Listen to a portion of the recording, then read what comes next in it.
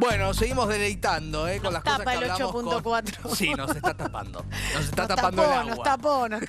Bueno, le ponemos humor porque si uno no le pone Y si humor, no es Martín. tremendo para un viernes, además, ¿no? Sí, no sé cómo serán los economistas como humoristas entre ustedes. Deben tener buenos chistes. No sé si son publicables. Lo único que sé es que Yayo es economista, pero hasta ahí llego no con... sabía. No, el humor bueno, de los pensaba en economistas. gente de humor Mirá. más delicado, pero Claro. sí, bueno, puede Pero ser. podría ser Sí. también. Bueno, ¿qué pasa con la inflación hoy?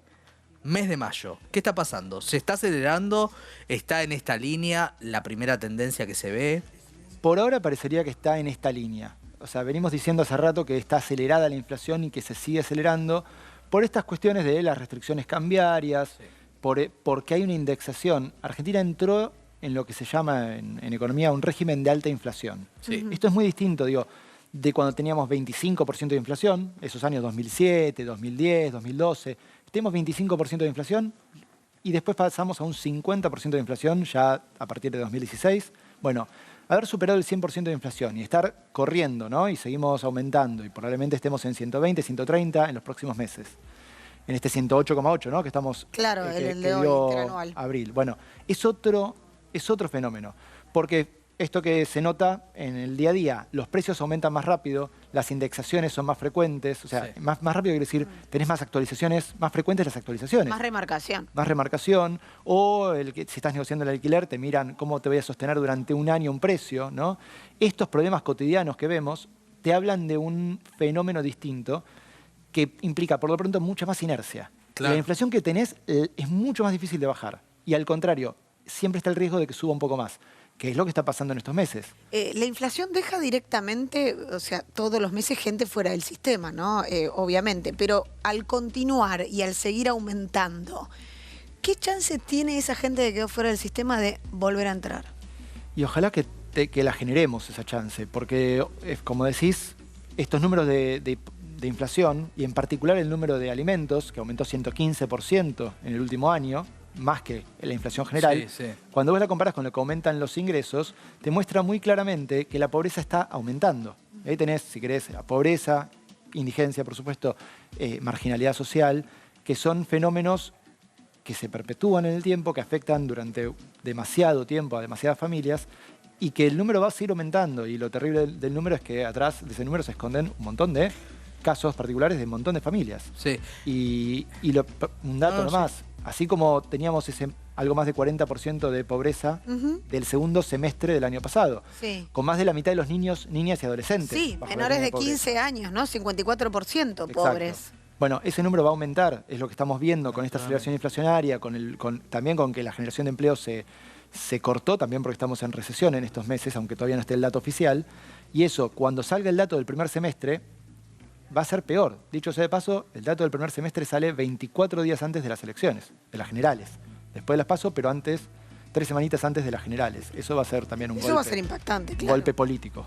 Definitivamente, porque además también, Martín, en cada año electoral, lo leía hoy en el muy buen newsletter que hace nuestro compañero, ahora que ha vuelto al canal, Marcelo Falac, que explicaba que en cada año electoral, y también pasó con Macri, hay muchas corridas del dólar, ¿no es cierto? Hay mucha gente que saca los dólares del banco, demás cuestiones, y también presión sobre el dólar. O sea que estamos en un año en el cual efectivamente también el dólar va a tener una presión extra a ejemplo del año pasado, ¿no es cierto? Sí, siempre pasa, en la previa electoral tenés volatilidad, en parte porque la incertidumbre respecto de qué programa económico venga, Claro. ¿no? hace Porque que... no tenemos una continuidad nunca de programa económico. Cada vez que hay un cambio claro, de gobierno hay por un supuesto. cambio de programa económico. Entonces, ¿cómo se genera confianza ahí? Claro, y el que está apostando a un cierto negocio, Sí. si le va a cambiar la dinámica cambiaria, financiera, monetaria, lo que sea, ¿no? Por ahí se cubre el riesgo, y esa cobertura de riesgo muchas veces para muchos sectores implica ir al dólar. Y ahí tenés la demanda extra de dólares y tenés los episodios de volatilidad, que vimos uno hace 2 semanas, ¿no?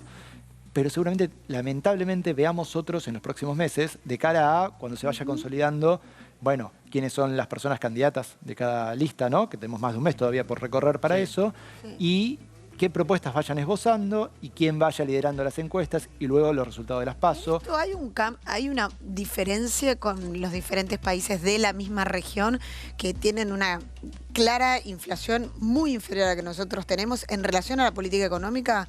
Cuando hay cambios de gobierno, ¿se continúa la misma política económica? Hablo de Bolivia, Paraguay, Chile, Uruguay. A ver, sí, ¿no? Hay casos de lo más diversos en este sentido. Tenés, digamos, Perú con una inestabilidad política enorme, pero donde hay una continuidad, es cierto, en general, de líneas de negocios. Acá es mucho más difícil, en parte porque tenés una economía en muchos sentidos muy regulada. Pensemos específicamente, por ejemplo, en los precios y en el precio del dólar o de las tarifas de servicios públicos. Bueno, los salarios, que también son parte de una negociación más, si querés, libre con los sindicatos, pero hay una negociación política también, ¿no? Sí. Entonces, ahí tenés toda una cuestión de que te puede cambiar mucho las reglas de juego de un gobierno a otro. E incluso dentro del mismo gobierno han cambiado las reglas de juego cambiando de un ministro a otro. Y esa inestabilidad juega muy en contra de un montón de decisiones.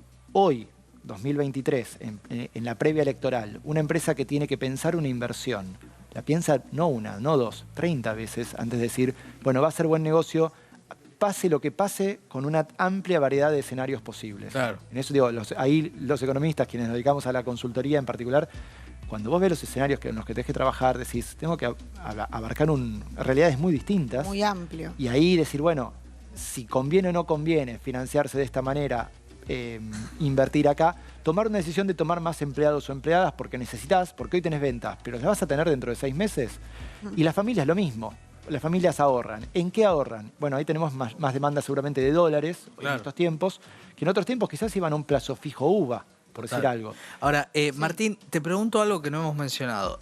Fondo Monetario Internacional. Estamos, hoy le preguntaban al presidente, y también Sergio Massa lo ha dicho esta semana, que están renegociando, tratando de que el fondo, ceda en cuanto a lo que cuenta el gobierno, son cambios de situaciones respecto de cuando se firmó el acuerdo, que concretamente se dan, la guerra y la sequía, en este caso, como 2 puntos centrales. Ahora, ¿cuánto puede mejorar la situación para Argentina en un acuerdo con el fondo que es claramente inflacionario? Digo, que aporta ya la inflación que ya tenés, o sea, es un poquito más de nafta, ¿no es cierto? Mira, lo curioso es que yo creo que el acuerdo con el fondo se pudo haber usado como mapa antiinflacionario. Mirá. Pero ya está, ya ese tren, ya ese barco ya zarpó. Y porque tenías una serie de, si querés, de... Ajustes.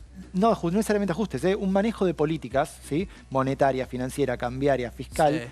que si lo tomabas como programa y sobre eso construías, era una cosa. Lo que se hizo fue intentar cumplir igual, pero sin tomarlo como programa. El gobierno todo el tiempo se la pasó diciendo que no sabía si le gustaba. Esa contradicción generó también incertidumbre. Claro. Hay un momento en el cual casi que yo ni te discutiría el rumbo. ¿Querés ajuste? No querés ajuste, pero pongamos un rumbo, Claro. y hagamos que eso sea el rumbo más Viable. o menos consensuado.